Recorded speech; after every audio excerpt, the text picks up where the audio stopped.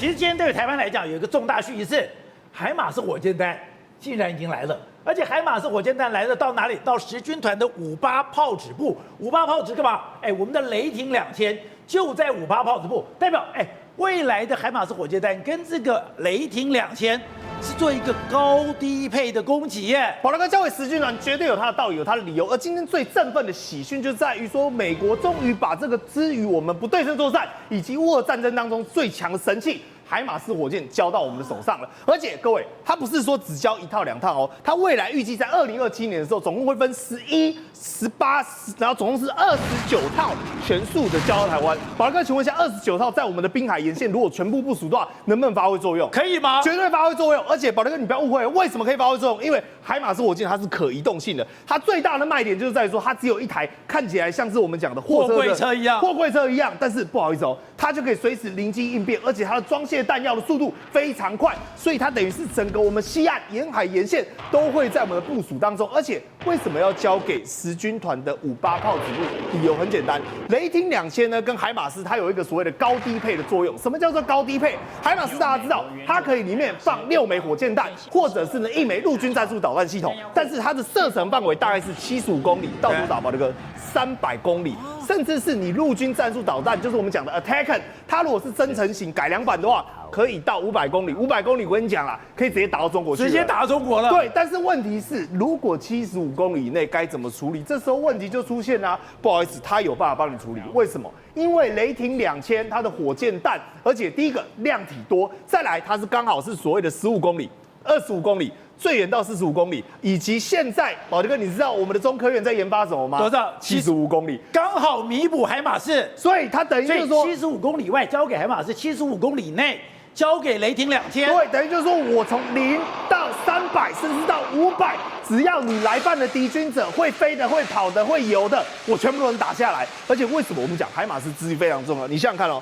当时乌克兰呢，它可以我们讲抗俄神器，就是靠这个海马斯，包括什么桥梁，那时候是不是也是通过海马斯炸毁的？它只要一定位之后，它就有办法把它炸毁。而且不止哦，油库，还有我们讲的雷达。这重要在这边，连雷达站它都有办法在拦阻的状况下，火箭炮、电站系统，换言之，你只要看得到的路上跑的海马斯都有办法把它打下来。但是宝杰哥打下来，你知道乌克兰最近跟海马斯搭配的，我们讲除了雷霆2000之外，最重要是什么吗？干什么？这有一个叫做 VBAT 的一个单位，你知道 VBAT 是什么吗？VBAT 什么东西？是一种无人机。BAT 就是 Batman 啊，蝙蝠侠那个啦，它是 V 蝙蝠侠。你知道特别在哪里吗？因为你想想看哦，如果说敌军来犯的时候，这时候会出现一个大问题。电站干扰怎么办？无人机最怕这个啊！台湾是不是最近说我们要买一大堆弹簧刀嘛？对。那不好意思哦，它如果带着相关电磁脉冲的设备或者电子干扰设备，你这些无人机根本不能用，因为基本上这种无人机要干嘛？手控。对。你要操控嘛，操控就是我这边要发出讯号，你那边要接收讯号。但不好意思 ，VBAT 完全不用，你知道吗 ？VBAT 它是什么？它是第一个晶片搭载是 NVIDIA 的，所以它是 NVIDIA， 它是 AI 的。对，它是自主 AI 的，就是说我拿着对不对？放牛吃草，放出去之后，你只要设定好它的参数跟目标，它自动会去锁定。但锁定完之后，因为 VBAT 它是我们讲垂直起降，它也算是这种非常大型的无人机，所以它不一定会进行攻击。它可以挂弹，但它不一定会进行攻击。但是它锁定之后，宝杰哥，这时候谁来了？海马斯就从空发射了嘛。等于说我们今天海马斯敌对，它移动性很快，而且它非常的轻，但是它必须要干嘛？锁定标的。而锁定标的呢，未来就是靠这种 VBAT 这种 VBAT。所以讲，而且它的 VBAT 跟海马斯之间。可以到100到200公里，也就是我往前冲100公里，或者往前冲到200公里，我把所有的坐标锁定好之后，通知海马斯，海马斯连看都不用看，我收到坐标挨个扭，我就炸出去了。不然我就跟你讲一个重点，这就是另类的超视战。什么叫另类超视战？换言之，今天你看到的是 VBAT，但事实上真正打击你的是不是？不是、海马斯。而且 VBAT 我们讲它也是有类似有这种逆中的功能，所以你也不好侦询到它。等于它锁定到你之后，后面莫名其妙突如其来飞弹就打来了。所以你看到俄军战场、乌俄战场上是不是常常有这种状况？就是说明明俄罗斯士兵开着坦克车，或者是开着这种防空飞弹，然后在路上走，然后他们都没有注意哦，甚至旁边还有围绕什么？围绕一群人，就士兵嘛，他就是没有警戒嘛，还是走在旁边慢慢走嘛，可能大家怕打凉嘛，嘣一个就直接被炸掉了。所以你看那时候俄罗斯，我们讲一个实战的经验，比如说他们有这个 Buk N1。防空系统、防空飞弹车哦，这是专门抵御空间攻击的哦，我们讲空中攻击的哦，结果没有想到，就是透过这个 VBAT 先锁定你，然后我就没有防空飞弹，对，防空飞弹也没有察觉到 VBAT，然后 V 贝就默默走了，锁定他的标的。然后呢，接下来海马斯就来了，对，隔1-2分钟之后，嘣，一个飞弹就过来，马上就把它摧毁了。所以你想想看，这个 V 贝最重要的特别在哪里？在于说它自主的独立性，以及它自主对空间以及向量，还有所谓的光学的判断性，它完全不需要仰赖外界操控。因为不管我们讲的弹簧刀，或者我们讲的蜂群无人机，它有一个最大的弊病跟弱点，现在乌俄战争打到都是隐形的战争，就你看不到。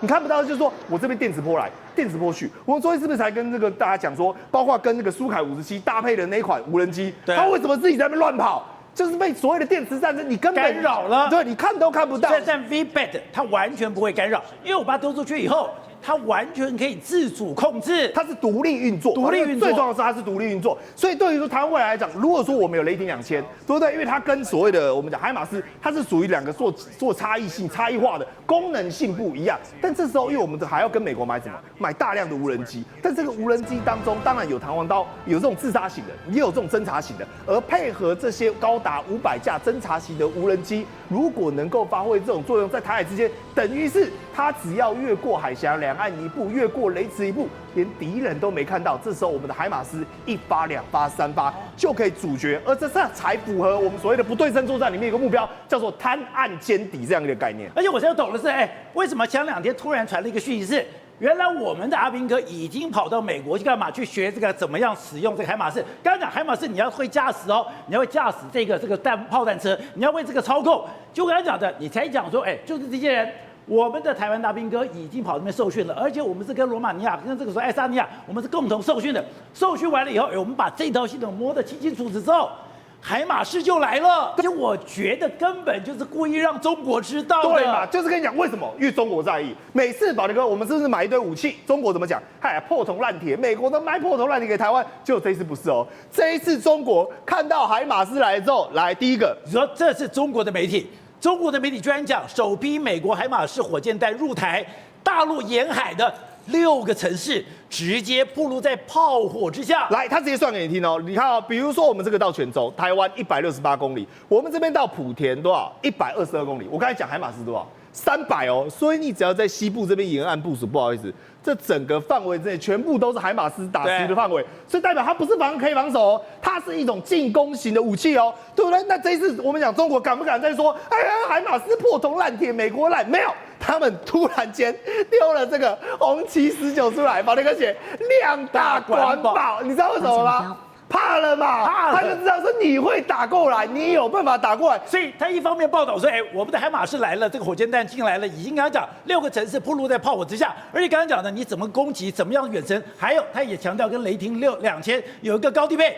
马上就丢了一个，我们也有，对，而且他这个是有防空，他的意思说，我不怕你海马斯我们讲火箭弹打过来，我也不怕你陆军那是打过来，那你既然不怕，你干嘛要公布最新的？因为这红旗19是他们最新的防空设备，因为大家我们知道，红旗系列过去在乌俄战争当中，以及甚至在以巴战争中，效果也不尽理想嘛，它当然还要被打烂了，对，被打烂嘛，根本就防不了空，所以他的意思说，我也有这个防空能耐，你不要休想威胁我，甚至是你看到他连说什么，雷霆2000搭配起来多么重要，多么厉害，因为把那个雷霆2000最重要的目标其实不在于打击别人，而在于说他要保护好海马斯。你就知道，一旦海马斯全面部署，2027年29台全部到位之后，那对于整个结构跟战况会是产生翻天覆地的变化。好，瑞德，我这2年学到一件东西是，你想要了解台湾的军备去干嘛？去看中国的网站怎么报道的。现在海马斯不来了吗？他居然讲，他讲得很清楚哦，海马斯来是可以弥补军力的驰援，离岛跟本岛跨区增援的时效不足，还有我可以实现即时火力跨区增援，我可以协助陆军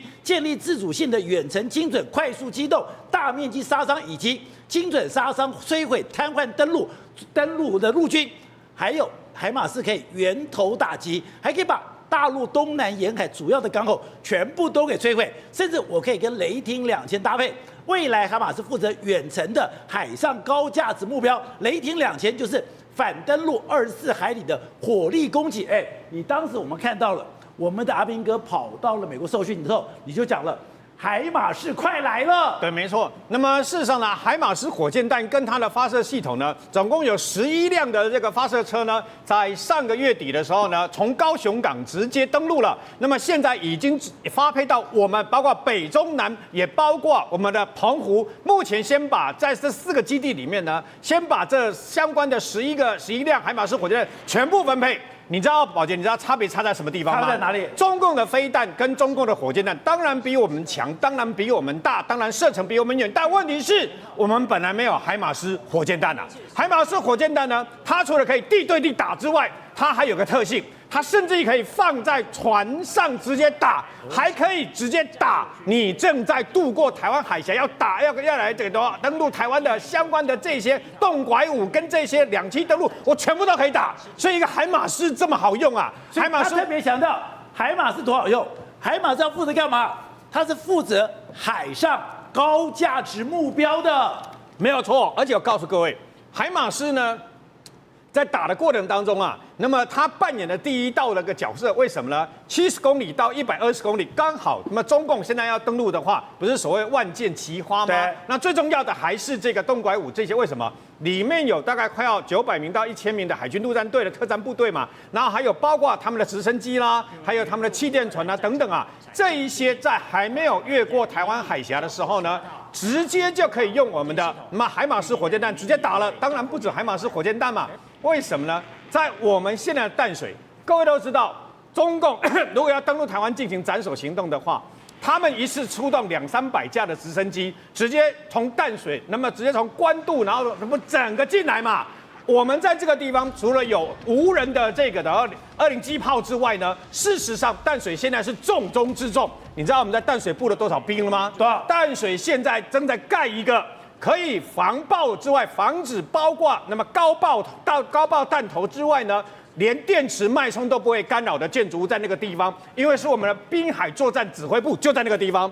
除此之外呢，云豹装甲车跟之前的这个这个装备有4枚的这个复仇者飞弹的这个相关的这个等于说刺针飞弹，车载式刺针飞弹之外，还有包括那么现在呢，海马斯火箭弹、雷霆2000，包括增程雄三飞弹跟鱼叉飞弹，未来都会部署在淡水这个地方。所以淡水这个地方即将成为那么像铁桶一样的一个包围圈呐。为什么？因为我知道你要过来啊，你要过来我这个地方，对不对？就放着让你没有办法过来。你要过来，包括你先要越过我淡水这个地方啊。各位，海马斯火箭弹跟我们的雷霆2000有什么差别？很简单，它是远程打击，而且它是精准打击 ，GPS 导引。然后呢，它在70到100公里的地方呢，直接要不要你打到了以后，先消灭你的大概1/3到1/2的兵力。你这些要过来越过它所谓的海峡中线要过来的时候，在70到这个等于说15公里之内，我们的雷霆2000分3阶段，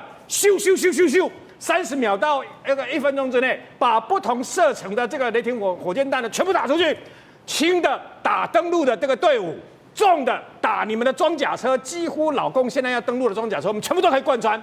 这就是远中长程全部搭配，这就是海马斯火箭弹现在来让人家兴奋的嘛。可是如果说中国知道我海马斯放在哪里，他一下子把我打掉怎么办？问题就在这个地方。你以为我海马斯火箭弹是放着让你打吗？不然呢？我没有其他的飞弹吗？所以包括防空的飞弹、各式防空的飞弹，跟这些所谓的反舰的飞弹，跟海马斯火箭弹这些雷霆2000，我们都已经做好了相关的准备。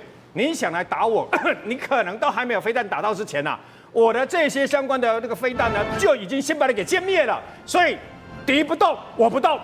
敌还没动，敌准备蠢动，我就先把你给干掉。这就是海马斯火箭弹这次为什么来了，大家那么兴奋的原因。再跟大家预告，马上 M1A2T 的坦克布莱德坦克38辆即将登陆台湾，请各位拭目以待。玉凤，战场上很多的状况都不是我们可以想象的。现在俄罗斯，北韩不是派了部队去吗？对，不是派了暴风部队吗？不是用鲜血来挺我俄罗斯的兄弟吗？可是没有想到，导播看这个画面，俄罗斯现在跟北韩居然有冲突了，双方的这个所谓的冲突越来越不爽了。对，为什么不爽？搞了半天，北韩带了罐头去吃。带了什么罐头？带了狗肉罐头。那你带了狗肉罐头，居然没有跟我讲，你竟然让俄罗斯的士兵吃了狗肉罐头。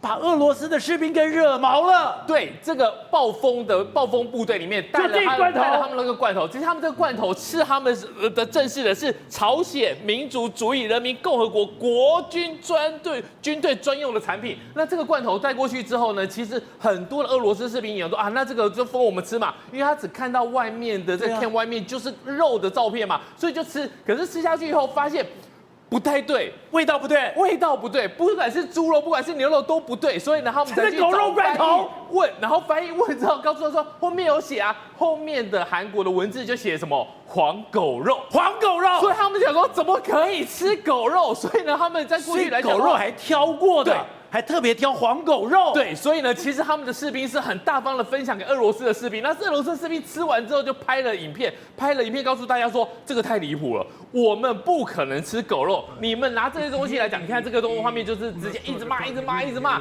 他就说这个东西怎么可以吃呢？我们是不吃狗肉的，我们在战场上面我们还有其他的食物，你怎么会带了狗肉来给我们吃？所以北韩士兵很生气，对，我好意的招待你。我们讲狗肉有分等级的。1黑2黄3花4白，黄肉是最嫩的。结果，我好不容易把它做成罐头给你俄罗斯吃，你还嫌我的狗肉？对，现在来讲的话，就是北韩的士兵带了最好的东西、最珍贵的东西送到战场上面。可是呢，俄罗斯的士兵是非常火大的。可是大家没有想到一件事情是说，原来北韩的士兵跟俄罗斯的士兵不是在战术上面融合，而是在军用罐头上融合，就出现问题了。